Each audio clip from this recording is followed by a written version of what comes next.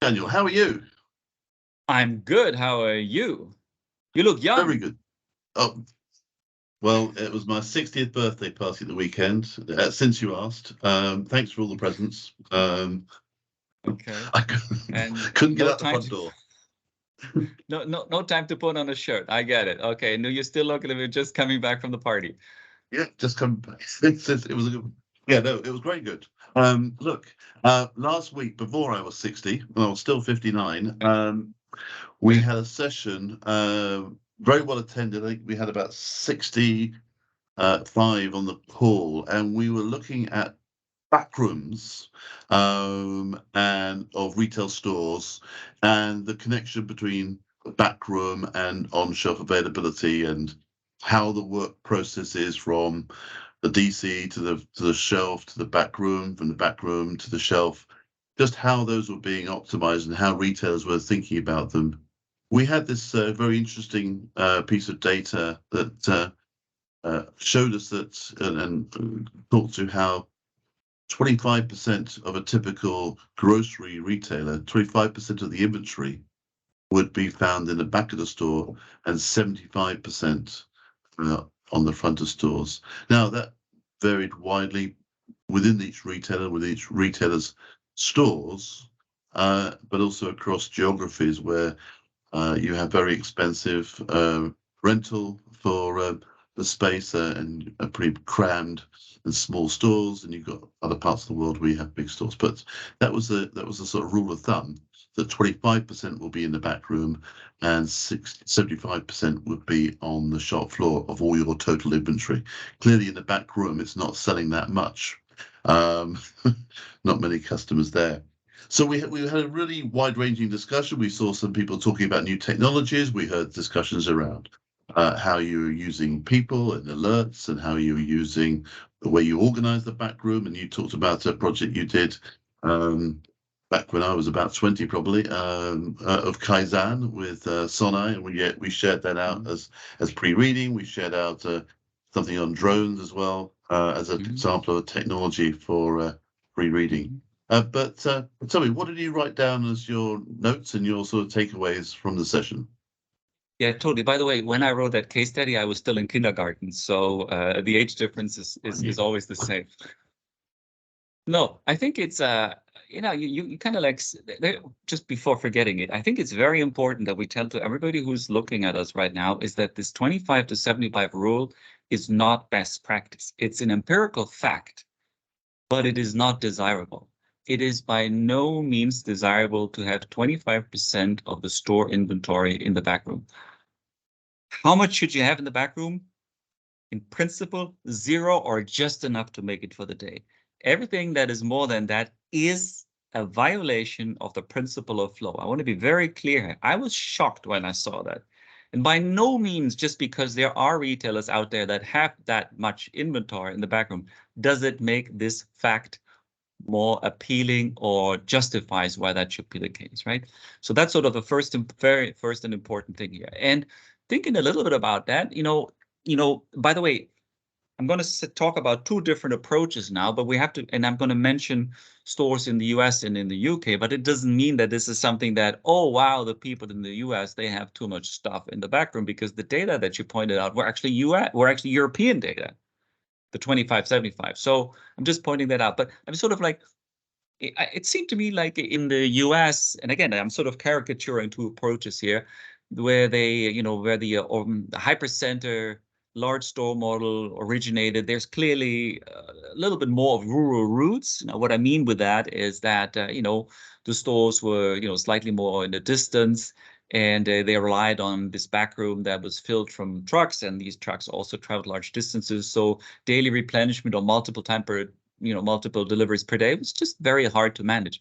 And so they focused on something that I would call a backroom to shelf flow model. In other words, the flow from the distribution center, there was not much flow from the distribution center to the backroom. The backroom was basically another inventory holding point, sort of a local DC inside the big store, because they had to have another holding point for inventory. And therefore, when we look at the US retailers, many of them still, consider that they have to have a backroom, and then they organize the flow from the backroom to the shelf. Whereas what I saw in Europe, because they have more urban routes, let's say more broadly, because of a higher population density. So therefore, they have a true distribution to shelf model.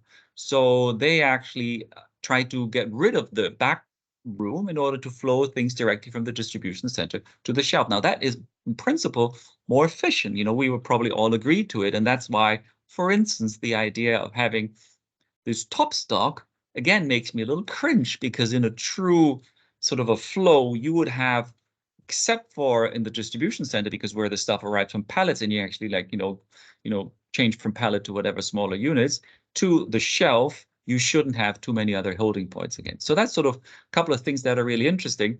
And but by the way, in the UK, nevertheless, it is the problem, because they had this wonderful participant who said, in very simple terms, he said, we really have to know where our stuff is. And while that sounds very trivial, that sort of is one of the biggest challenges in retailing. And we also saw that in the other thing. Now, when we had this one US retailer present, that was an interesting little way. Since they have this model of flow where they have to have a backstock, managing this backstock becomes absolutely paramount. And so they had a really neat AR, not AI, AR, augmented reality tool that helped them locate QR codes from different, on sort of otherwise, brownish looking cartons in a bin in a very efficient way, which is very, very clever. But again, it all predicates on the fact that you have to have a back room because you don't have flow. So that was something interesting. And there were two other remarks, and then I'll close here. The other one that I realized is there is still a lot of, VC, there's still a lot of love of tech. It seems as if the retailers were currently flooded with advertisements from VC-funded tech providers. There's a bit of FOMO, fear of missing out. Everybody wants to try some cameras and this or that, or at least even if they don't believe in it, since it's probably doable to get a pilot rolling with one of those providers, it's maybe they feel like it's worth doing it. But I think the most important thing that I also realized is that it's not about the tech. Yeah, tech matters, but it's about the flow, and it's about the information that carries the flow. Like, how do you want to know where the stuff is? You have to, have several points where you've seen it last and track this. And there is a lot more work to be done in this end. I had the privilege of visiting a few retailers, just how many files they have. Every time you scan something, it's scanned into a file. So when they scan it in the back room, they scan it from the back room to the front. They scan it when it's on top stock. They scan it here. They scan it there. They scan in. They scan out. It's a lot of work, and it's actually a lot of work that's very painful for the associates. So that's why one of the fascinating things was then when we had a presenter from the United States talk about what they call an on-shelf availability system. And I thought that was a good idea. Why not think in terms of a system instead of like, hey, let's throw in some tech and let's see what happens. It's kind of like receiving a new toy at Christmas or some Fisher Technic, and you wonder why you build it, but you never play with it again, because it doesn't really fit in your daily routine. So what they had is they had a system where they used tech and process and data science to actually create the consistent system. Now, I'm not saying it's a perfect system, but at least there were different elements and they seem to all somehow fit together. I would like to engage more in discussions how they could fit even better together, but at least that was promising. That was promising.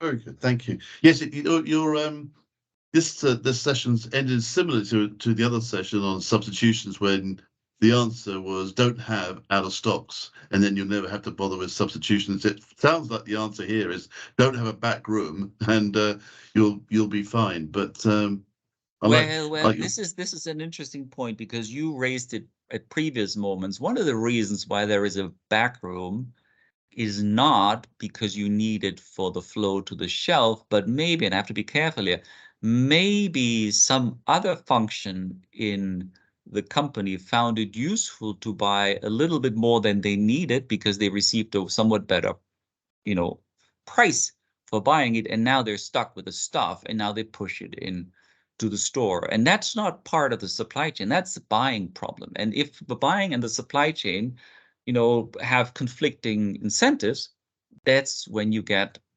these wasteful, excessive stocks. Well, and to build on that, the previous session we had was on inventory record accuracy. And again, if you've got wrong inventory records and you're making wrong replenishment decisions based off those wrong records, again, that's probably another reason why you've got excess inventories, because your system's wrong and it's been adjusted and you've got more product flowing to the back than you really need. So all of it's very inefficient. Hey, Colin, before we close, you know what I realized? We won't have another OSA session before January. What went wrong with the scheduling? How are we going to do it between now and January? We don't have. We've got to live with. This is Live wrong. with ourselves. What are we going to talk about if we can't talk about on-shelf availability? Well, maybe we schedule something special, a special Christmas Yeah, gift. I like that. But you know what, we could maybe let's think about how we could actually do some sort of a, sometimes they do it in the summer break when when TV shows go off for a couple of months and then they have a little bit still that people don't forget about. Let's do something like this, have a little mini OSA session with a few people and report on that. Why don't we do that? We'll do that, but in the meantime, do put into your diaries January the 17th, because then we've got a really interesting session around the CPGs. And we're going to have a couple of CPGs sharing how they are supporting retailers in their ambition and aspirations to deliver higher on-shelf availability. Right.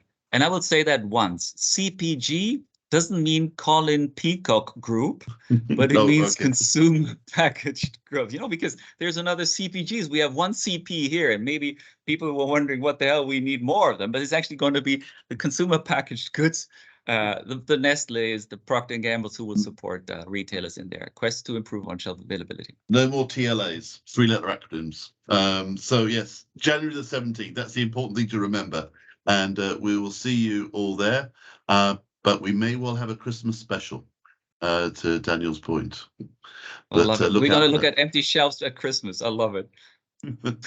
Take care, everyone. Thank you very much, Daniel. Bye-bye. So.